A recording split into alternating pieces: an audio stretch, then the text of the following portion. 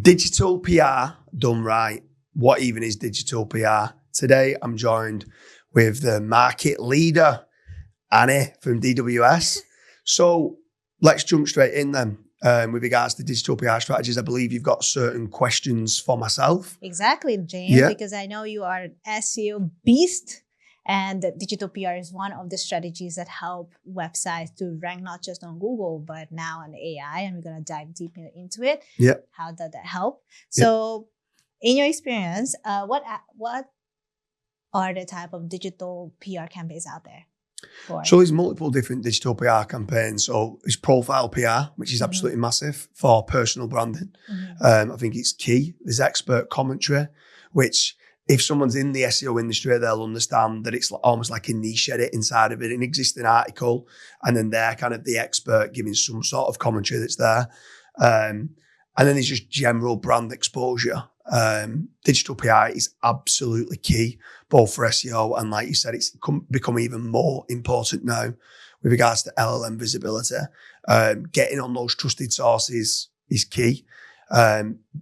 ChatGPT, Gemini, AI overviews, stuff like that, AI mode, Grok, Perplexity, they're all using these trusted sources, and it's helping seed the LLMs, which then the AI is becoming your 24/7 kind of sales machine. So digital PR now, in my opinion, has become more important than it ever has been.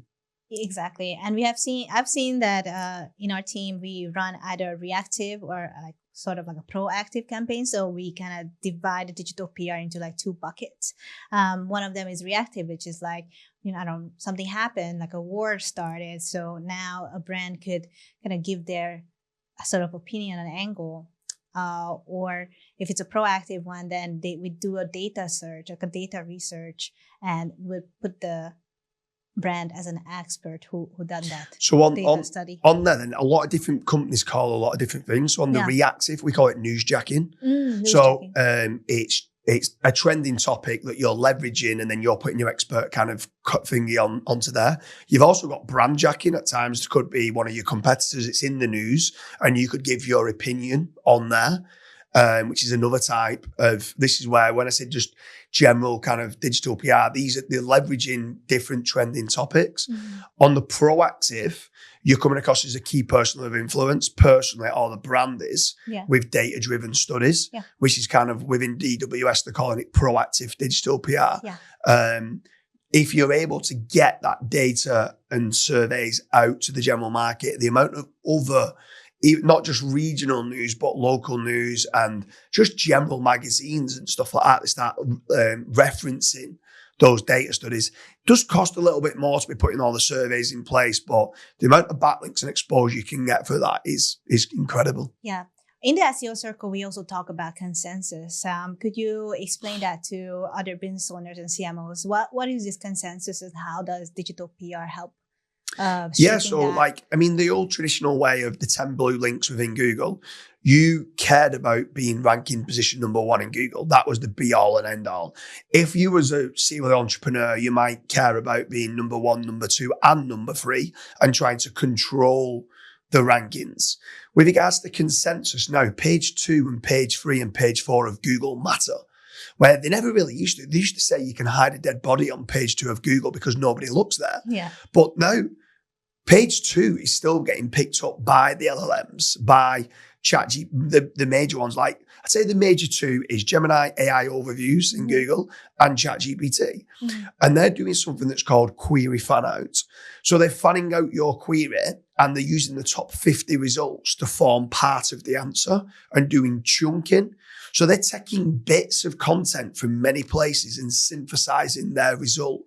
And consensus is the main part of that. If you can get 7 or 8 results in the top 50, you're going to have the highest consensus, and therefore you are going to be the brand that the LLMs say you are the best because you're being mentioned the most. So the higher the consensus in the top 50 results, the more likely you would be cited in AI. Yeah. And I think it also shows that in order to show up in multiple positions on the SERP.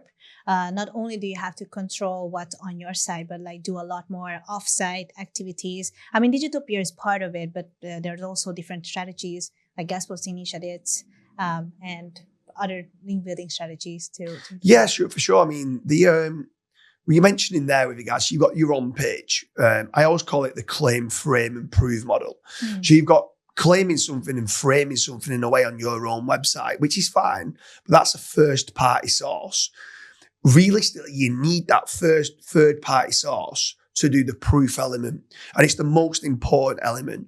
You can claim and frame that DWS is the best digital PR agency in the world, but without the proof, then you're not.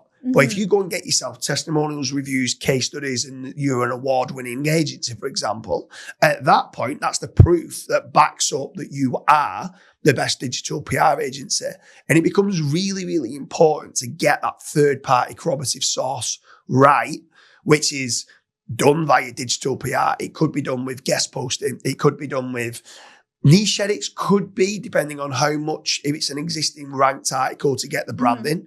So a good one for a niche edit would be in an existing listicle where someone is doing best digital PR agencies and DWS are not in that top 10 list. And you reach out and go, how dare you get me onto that list? And you can put yourself in position number 1 on an existing listicle, which is already being referenced as being a source.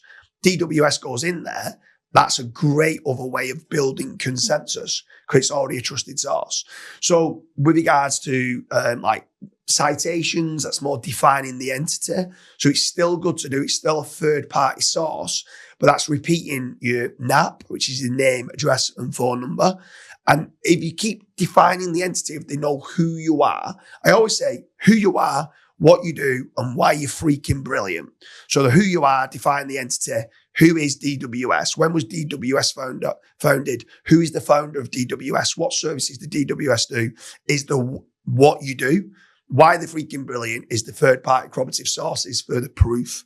And I think people need to do all 3 elements. And if they don't, they're missing out a lot of the time on not getting the digital PR, which is the trusted sources. It's going to build the consensus. It's going to get you in the AI.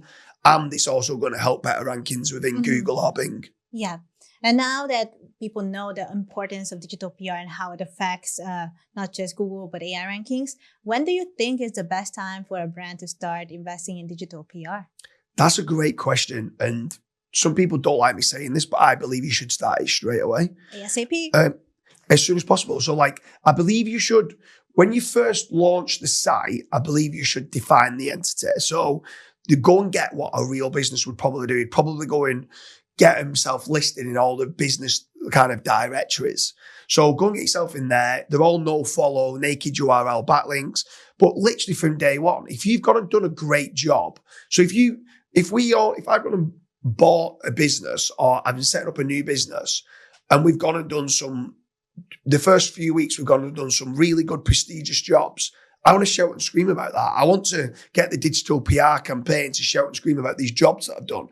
If I want to become an expert in a field or in an industry, at that point, I might need to start coming up with some data that can reference my brand because I've got a brand new brand that I need to get out there because you're not a brand until Google knows who you are and can define who you are.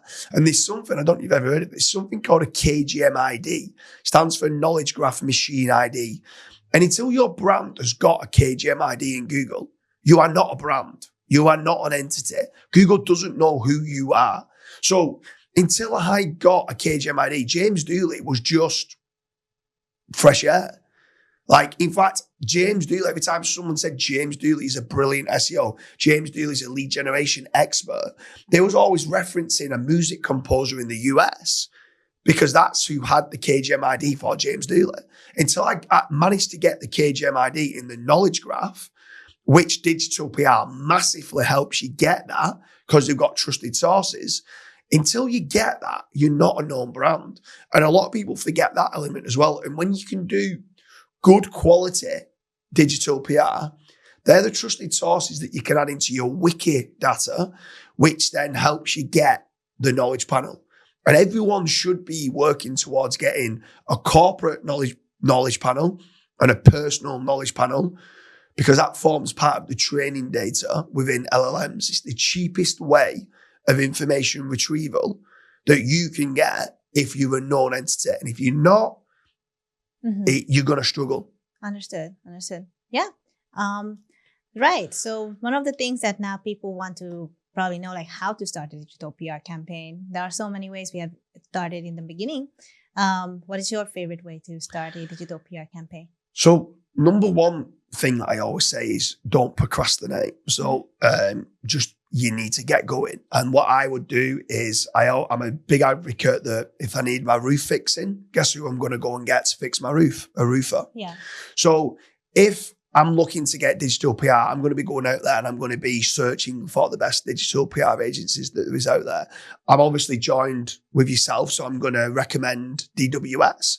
I think DWS do a great job on digital PR. There is other agencies out there. And if people prefer an existing digital PR agency that they're using and doing a good job, then fair enough. But DWS do a great job. I know the founder very well. I know yourself very well. I know that you do a good job. Yeah. I think it's more, go and choose your preferred digital PR agency and check to see if they're doing a good job. And if they are doing a good job, run a second campaign and run a third campaign. Correct. We obviously use yourself quite a lot. You do a great job. You get the trusted sources. We're able to connect all those sources within Schema. We're able to add it to the Wikidata. And then from there, then it helps us to get a knowledge panel, which forms part of the training data. All these pieces of the jigsaw puzzle fit together and long-term make it cheaper for Google and the LLMs to be able to rank your brand. Got it. Thank you so much, James. Thank you very much. Yeah. Anyone who's watching this, we hope you like the episode on what is digital PR and why digital PR is important. If you feel like me or Annie has missed anything, make sure you leave a comment in the comment section. Thank you very much.